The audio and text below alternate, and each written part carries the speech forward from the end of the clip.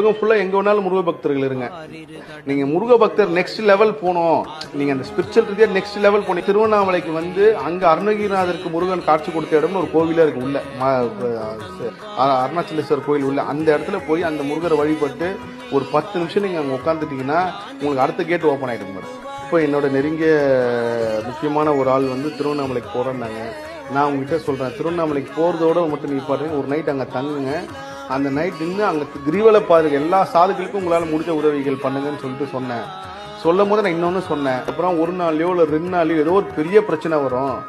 அந்த பிரச்சனை எப்பேற்பட்ட பிரச்சனை, நீங்க கதறி அழுதோ இல்ல அதான் வாழ்க்கையே முடிஞ்சிற அளவுக்கு பிரச்சனை வரும். ஆனா மனம் தளராதீங்க, உங்களோட கர்மா சீக்கிரமா தீருது. ஒரு மாசம் கழிச்சு, 5 மாசம் கழிச்சு, 1 வருஷம் கழிச்சு வர வேண்டிய கர்மா இப்பயே தீருது. ஏன்னா நீங்க அங்க அவ்வளவு பெரிய உதவிகள் பண்ணிருக்கீங்க. ஒரு சிவனடியாருக்கு பண்ண உதவி வந்து ஒரு கோவில் கட்டுறதுக்கு சமம் மேடம். ஒரு சிவனடியாருக்கு நீங்க போய் அவங்களுக்கு ஒரு குடிக்க தண்ணியோ இல்ல ட்ரெஸ்ஸோ இல்ல சாப்பாடோ, ஏன்னா அவங்க வேற எதுவுமே கேட்கப்படுது, அந்த பண்ண உதவி வந்து ஒரு சிவன் கோவில் கட்டுறதுக்கு சமம். அப்போ உங்களுக்கு ஒரு கோவில் கட்டினா எவ்வளவு பெரிய கர்மா தீரும். அது எல்லாராலையும் கோவில் கட்டிட முடியாது. சிவபெருமான என்ன சொல்லியிருக்காருன்னா, கலியுகத்துல வந்து அவ்வளவு சீக்கிரத்தில் யாராலையும் சிவன் கோவில் கட்டிடவே முடியாது.